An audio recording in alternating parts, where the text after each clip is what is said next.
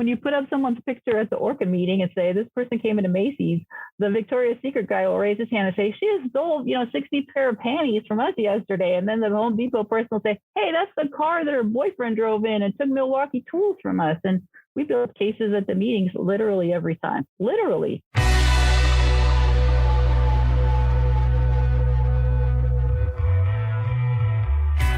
Welcome to Crime News Insider. This is Jorge Del Portillo, and with me, as always, is the one and only Lori Hoff. How are you doing, Lori? I think there is another Lori Hoff out there I've seen on the internet, but it's very nice to see you, Jorge. Nice to see you too.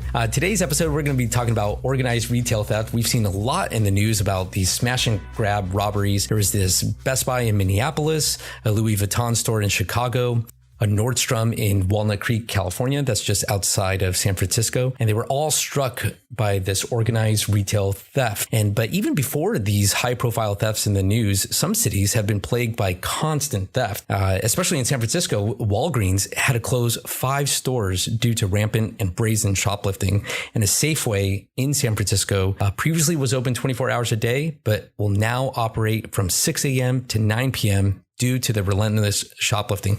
I don't know about you, Lori, but I've been seeing this constantly in the news. Yeah, I've seen it all over the place. I think Target was having the same issue as well. And then we started hearing about the mad rush, the Louis Vuitton store in the Nordstrom, where you have 80 people going in. I don't know if you saw the videos, but it was insane with cars parked ready to go outside. So, I mean, a huge organization really that went into these multiple stores. And even leading up to that, before all of this, even a couple of years ago, I remember seeing in San Diego, a 7-Eleven reported that this person just kept coming in shoplifting. The thieves would come in and steal something every single day, and it's a problem. And we're going to talk about that with our guest today. Today, we're speaking with our prosecutor in the Economic Crimes Division, Anna Winn. Anna Winn was hired as a deputy district attorney in the previous century. So she's been a prosecutor for across centuries. She prosecuted various types of crimes for years until she found the coolest place to work with. And of course, that means bank investigators, financial crimes detectives, and anyone who knows the acronym ORCA and knows that that is not a whale. For the past 10 years, Anna has been assigned to the San Diego Regional Fraud Task Force, prosecuting cases from both local and federal law enforcement officers. Anna's caseload includes defendants committing identity theft, manufacturing counterfeit money, and embezzling more than $100,000. And to spice up her caseload, Anna also prosecutes rings of thieves who wrongly think that they could take whatever they want from retail stores without penalty. Anna Winn, thank you for joining the podcast. Thank you so much for inviting me.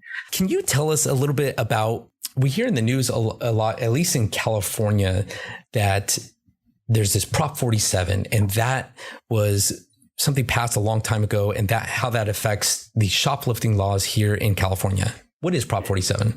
Well, Proposition 47 started out as something that people would find at grocery stores and Walmart and other places to get put on the ballot. It was initially called the Reduced Penalties for Some Crimes Initiative. And what it did was it does reduce the penalties for some crimes. It was passed in 2014 by California voters, and I believe that's largely because it was advertised as a law that would save money, because people would not be in jail for so long. They would not be in prison for so long. There were certain individual cases held out to show, wasn't this unfair to put this person in prison for so long, most of their life, when all they did was carry 45 pounds of meth across the border, things like that. And so it did have a widespread appeal, and it was passed by our voters. Since that time, we as prosecutors have had a lot of changes to laws that had been a certain way for a long time and now are very different.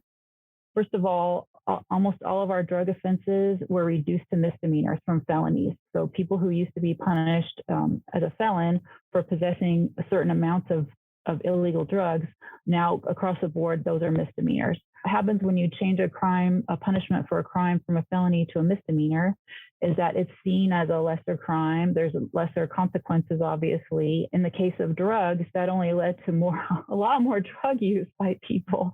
Now we have a tremendous homeless population. We have the other crimes that go along with drug addiction, a lot of theft.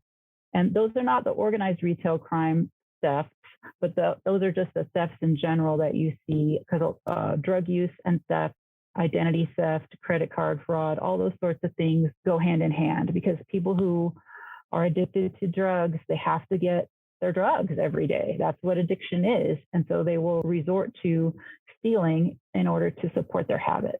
And that stealing can come in different forms, right? Like identity theft or shoplifting or however they could steal, right?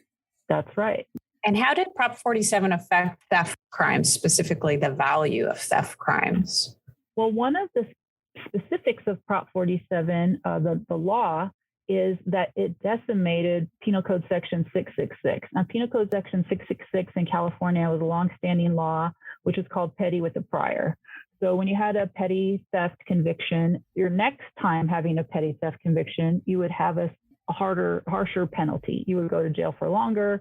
If that was what was going to happen to you, you'd be on probation longer. You would, of course, owe more money because you stole more, but the penalty itself would be harsher.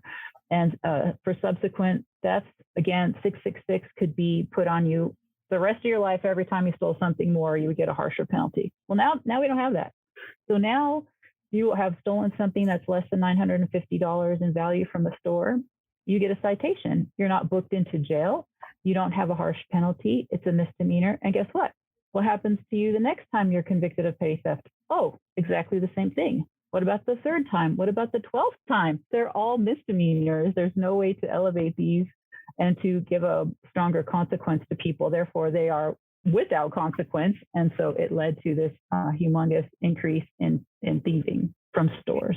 I think also the value, didn't it go up from, I think it was $400 before to $950. So anything less than $950 that you steal from a store, I go in and I steal a $900 purse, is a misdemeanor now. Is that right? Yes, or an iPhone, or those are some of our more common things. Beats headphones. They're still very expensive items, but they are under $950. So in theory, you can steal under $950 day after day after day. And of course, that would support your drug habit. So for these other thieves that are kind of the stuff that we're seeing in the news where they're, doing these smash and grabs, or like 80 people are attacking a specific store, what kind of charges can we bring against these types of thieves? Well, we do have the laws that I generally use with those sorts of things is grand theft. I mean, because almost always they are stealing more than $950 worth of things. Sometimes they're stealing $11,000, running into Ulta and grabbing all the perfume. That's $11,000, $25,000 in one pop. Yeah. But I charge them with grand theft, which is 47A, and it does have a penalty of up to 3 years in custody.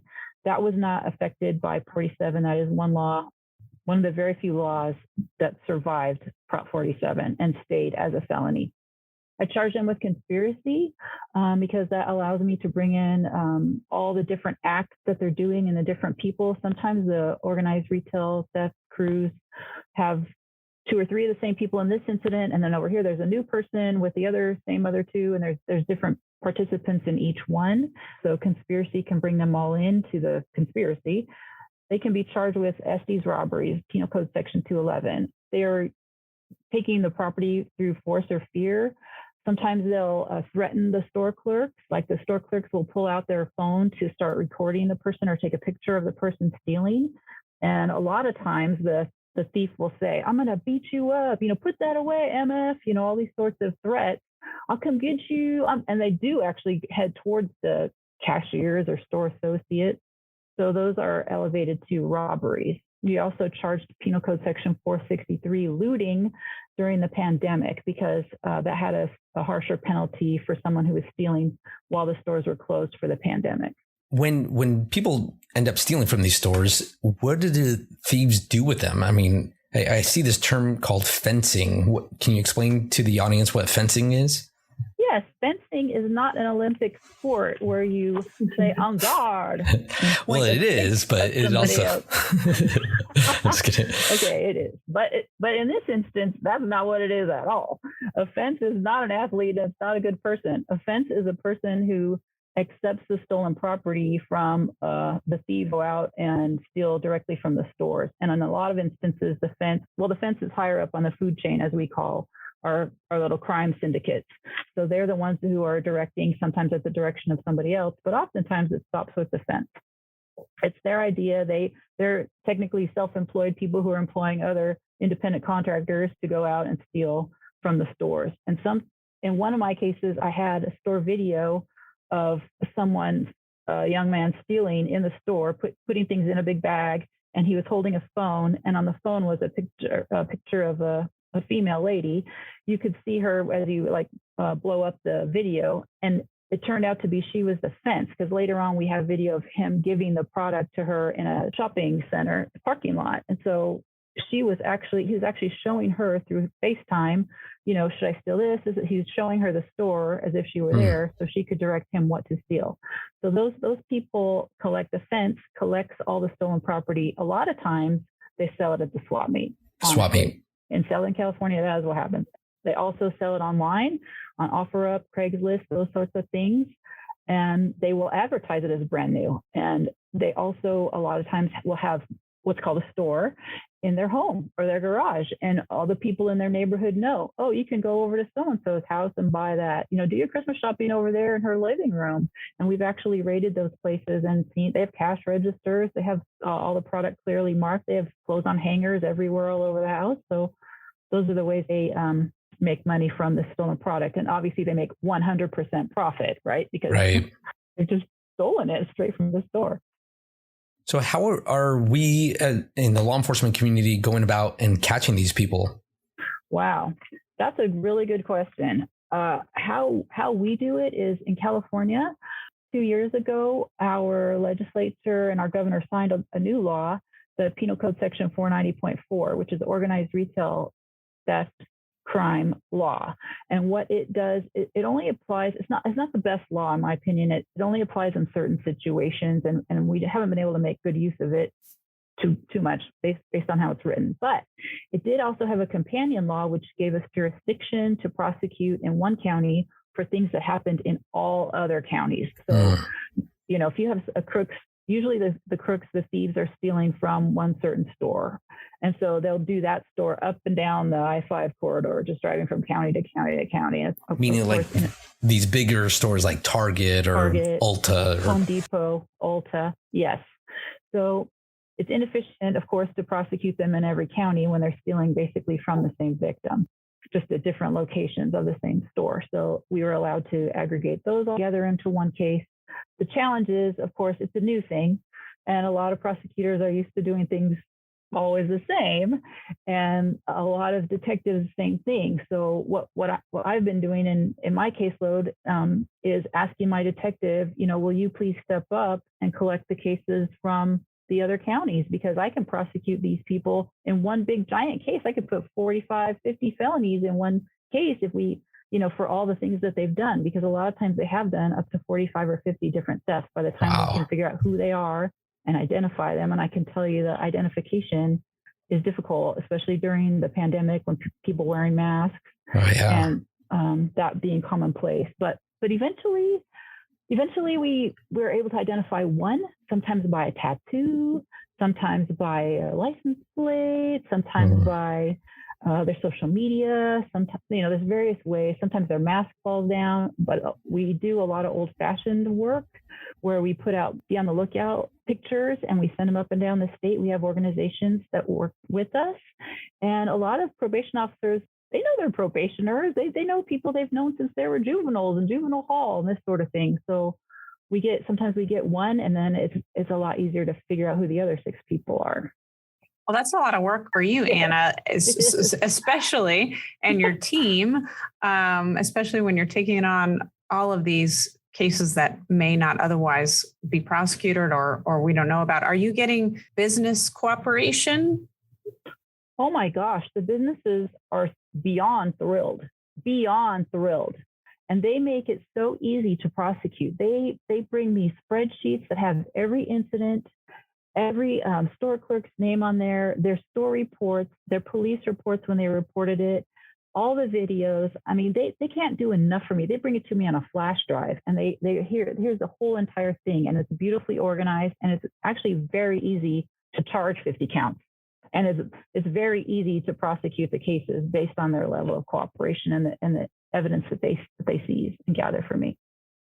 It's just an interesting time with COVID and, unemployment, and the fact that, businesses are trying to hire and having trouble in San Diego hiring workers, that we're seeing this type of organized theft. It's really sad. It is sad. And that's one of the consequences of the theft, is that the retailers, they aren't just losing money on the products going out the door. They lose the money on employee attrition, because a lot of employees, they don't want to deal with that anymore. They get scared, they get terrified, and once this happens in the store, it's also very demoralizing, especially. And I worry about the effect on young people, because young people are just starting out. A lot of them work in retail, and when they are praised for making sales incentives and meeting demands, and doing a great job at work, and then they have to literally stand by and watch people come in and take the product and run past them, and they're not allowed to do anything about it, and they're not supposed to, and they have to just allow that to happen. That's a very hard thing to process, and it does have an effect on people. Well, we appreciate all the hard work that you're doing. Thanks. It's very rewarding work. It's a lot of paperwork, though, and I know a lot of DAs don't like paperwork cases. How did you find your niche? Well, I began going to the ORCA meetings about 10 years ago. They asked me to come and speak, and the meetings are in a local police agency, and a lot of retail stores. There's usually about 50 to 60 people there. And what is ORCA for the people that think it's a whale? It's the Organized Retail Crime Alliance. Oh, okay, gotcha. Of retail people and police officers, law enforcement, deputy sheriffs, and I like to go and see what's going on. And I've just made a lot of good contacts there, and people have actually come up to me just personally and asked me, "Will you please take this case? This person is a problem in my store." We just build cases based on need and communication, honestly. And when you put up someone's picture at the ORCA meeting and say, "This person came into Macy's," the Victoria's Secret guy will raise his hand and say, "She just stole, 60 pair of panties from us yesterday." And then the Home Depot person will say, "Hey, that's the car that her boyfriend drove in and took Milwaukee tools from us." And we build cases at the meetings literally every time. Literally. Jeez. Yeah, I saw a survey from the National Retail Federations this year that said not only has organized retail crime increased over the past year, but 65% of them said that such operations had become more aggressive and more violent. Are you seeing that? I am seeing that. I am definitely seeing that. But I will say this, that since I first started prosecuting these cases, it's become more commonplace that the stores are literally forbidding their clerks and their sales associates from pulling out their phones and taking a picture or confronting in any way. So there is a lot of just backing off because of the threat of violence without it even happening. Which means that they essentially just have to let it happen because they can't stop it. They have to. People get fired. There's the store loss prevention people are proud when their managers will try to block the door or whatever. They're happy, but they have to let them go. It's a store policy that you cannot do that. So even though your human instinct is to go protect your coworkers, if you're the manager or whatever you're trying to do, whatever takes you over in the moment, you're going to get fired. Yeah, they just have zero tolerance for that, and so that's another consequence of that's all because of these thieves. Really, it's back on them that these other people lose their jobs. Wow. Well, we're really lucky to have you on it and to prosecute these individuals. I mean, this is an important topic. It's not the murders and the blood and guts that, most people might think of when they think of prosecution, but you're doing an amazing work. So thank you for your service and doing all the work that you do. Thank you much. I appreciate that so much. And we're not done yet. Each week we end the episode on a light note and look at the laws on the books. 3 are real, 1 is fake, and you have to guess which one is the fake. And this episode's theme is theft. So this should be right up your alley, Anna. Anna's got this. Anna's got this. I appreciate the confidence. Okay, here we go. Okay. A, in Florida, it's illegal to steal the manure from a commercially registered animal of the bovine class. B, in Delaware, it's illegal for a pawnbroker to take or receive as a pledge any artificial limb. C, in New Jersey, felony theft is set at $200 or greater, which is the lowest threshold for felony theft in the United States. And D, in Colville, Washington, the mayor is authorized to issue one reward in the amount of $150 to anyone who furnishes information that leads to the identification and conviction of a person who has stolen municipal property. Anna, since you are our guest, I'll ask you to go first. Oh my gosh. This is so hard. I think A is real because I think it is probably illegal to steal manure. So I'm going to say A is good. B, in Delaware, it's illegal to take an artificial limb. I'm going to say that's probably a real law too, because an artificial limb was made for someone. It's a custom thing. And so you kind of would assume that that's stolen. So I'm going to say those are both real. Then we're down to New Jersey. Felony theft is set at 200 or greater. Ugh. I hope that's true, but I think it's probably not true. I don't think so. I think C is the fake one, and I think D, that just sounds like something that might happen in Colville, Washington. That might have a mayor. So I'm going to go C being fake. Okay, C is the fake. Lori? Anna is the expert, and so I'm going to agree with her on this one. I think C is the fake. $200 for a felony theft it's got to be higher, even in New Jersey. And I think in Colville, Washington, a mayor probably is authorized to give a $150 reward to somebody who steals municipal property. So I'm with Anna on this one. All right. Hey, girl power. Girl power. Mm-hmm. All right. That means you all agree that in Colville, Washington, the mayor is specifically authorized to issue a $150 reward for anyone who furnishes information that leads to the identification and conviction of a person who has stolen municipal property, pens, staplers. If you take that home, you could turn in your coworker. Do it. Yep. You all think this one is a law on the books, and this one is a law on the books. It is chapter 1.06 of the municipal code, and it basically just says $150. No more, no less. It was passed in 1989, and I don't think it's gone up with inflation. But shout out to Colville. I was looking up some laws there because there's some fans in there that is downloading our podcast, so I wanted to include them. Hey, welcome Colville. Yeah. And let's see.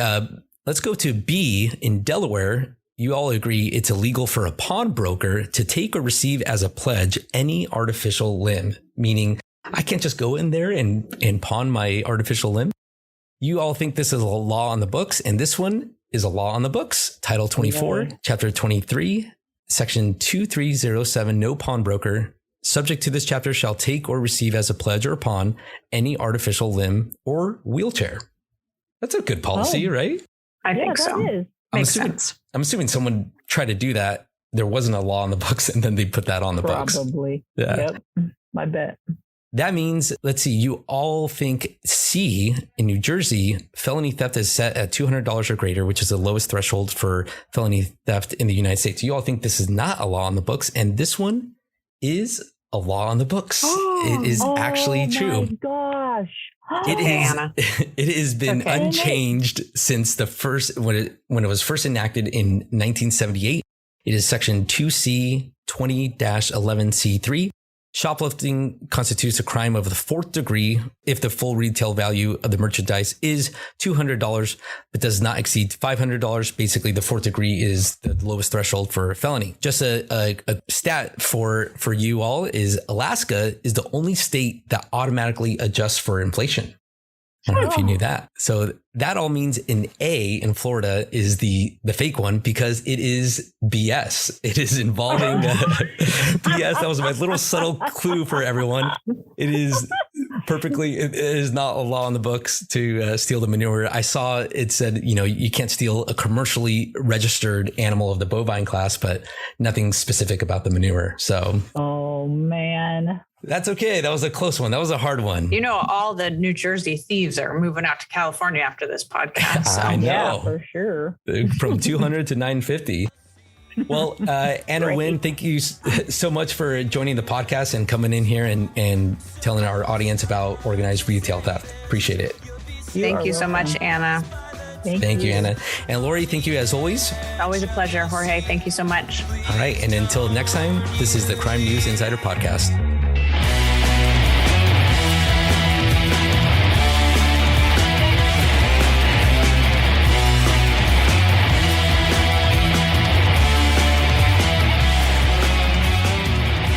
Expressed on this podcast are solely of the speakers and do not reflect the views of the Deputy DA's Association nor the District Attorney. Questions and comments can be submitted through our website at sdddaa.net. Remember to follow us on Facebook and Twitter. Our Twitter handle is at San Diego DDAs. Thanks for listening, and we'll see you next week.